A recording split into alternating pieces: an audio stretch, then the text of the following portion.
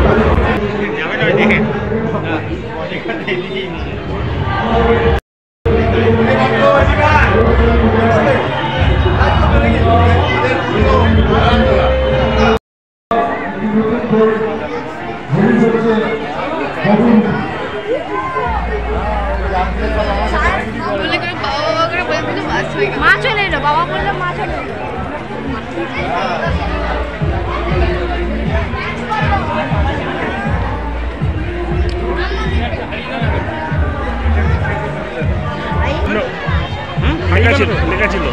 হ্যাঁ, জামাইয়ের সঙ্গে যাচ্ছে বললো যে আমরা এলাম, গেল হারিয়ে গেল তো। ওরাও সেবক সঙ্গে আছে এই ইউথ ক্লাবে। হ্যাঁ,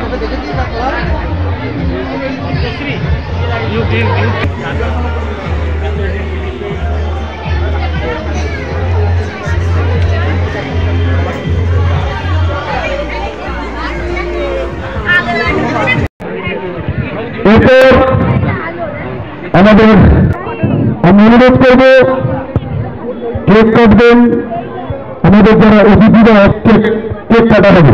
কেক কাটা সবাই কাটতে হবে। চলো সবাই মিলে